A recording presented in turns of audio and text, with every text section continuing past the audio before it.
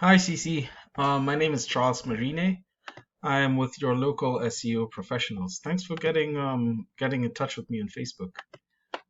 Like I had said, this video is to give you a few tips on how you can improve your website to have more people trafficking to it, and hopefully, depending on conversion rate, getting more and more business, more clients.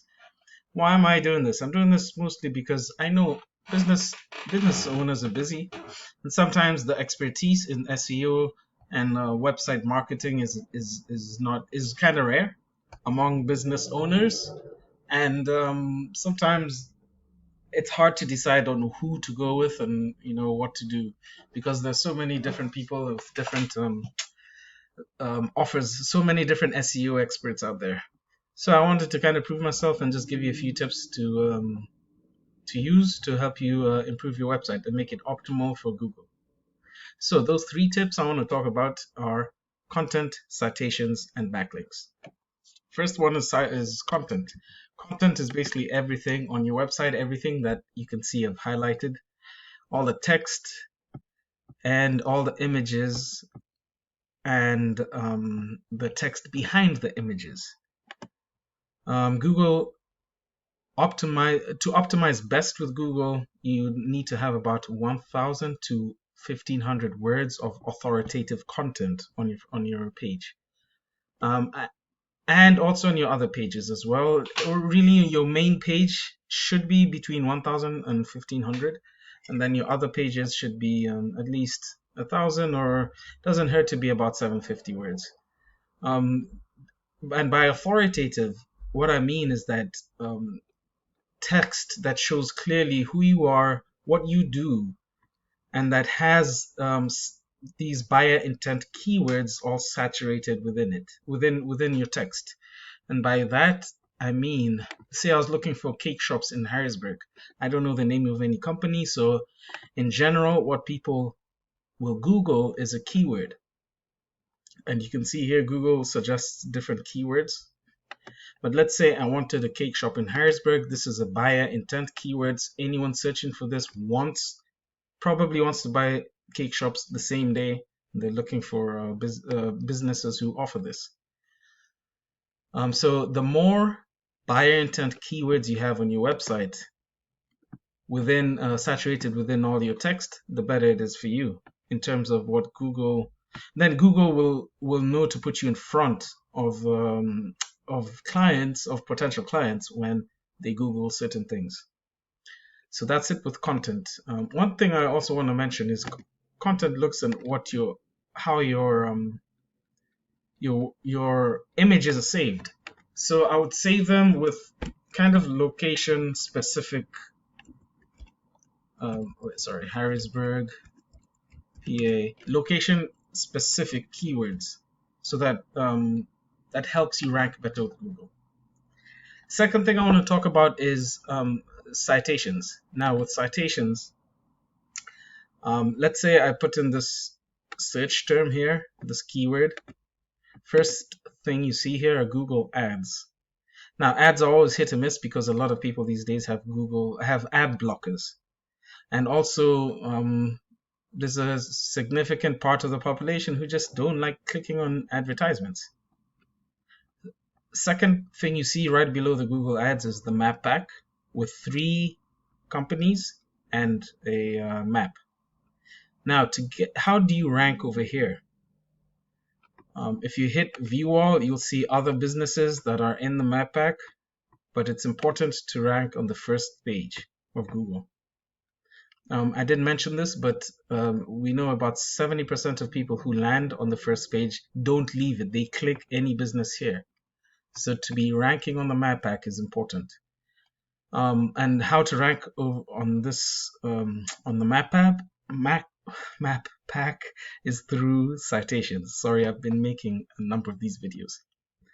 Citations are anywhere your name, address, and phone number are cited online on online directories.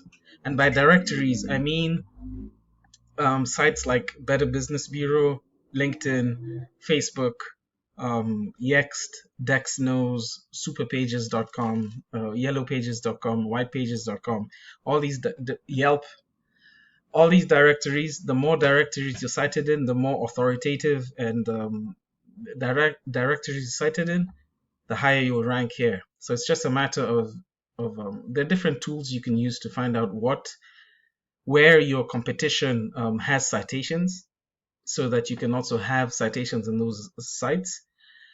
And then not only that, increase by maybe double or triple the number of citations of your competitor. Therefore, you'll remain in the top section of the map pack.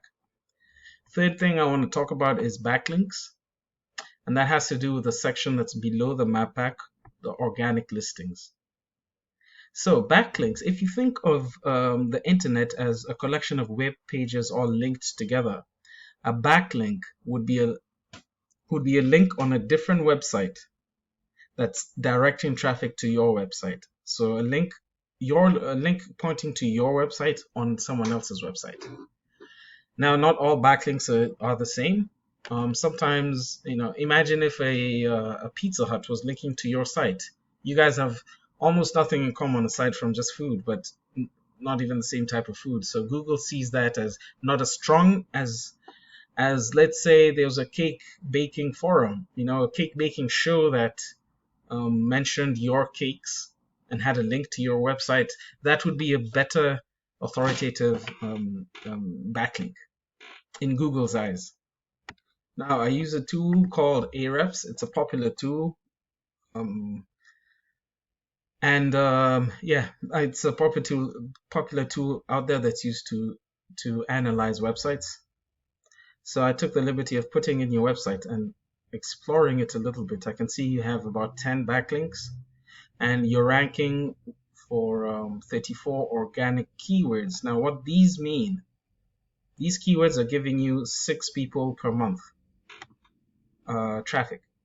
So like I was talking about keywords, let's look at Swedish fish cake.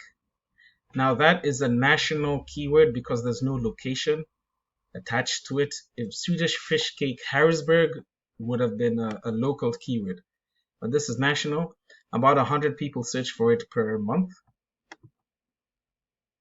and you're ranking at position 24, which is maybe close to the 3rd page of Google. That's why the traffic you're getting from it is very little. Bakery in Harrisburg, PA, there are about 150 people who search for it per month. That's some healthy volume. Unfortunately, you're ranking 57, which is probably on the 10th page of Google. Now, if you were to saturate your website with this keyword, well, within context, and also build your website and your backlinks so that you can rank higher, you would be able to steal traffic. Let's look at this. Let's investigate this keyword. 150 people.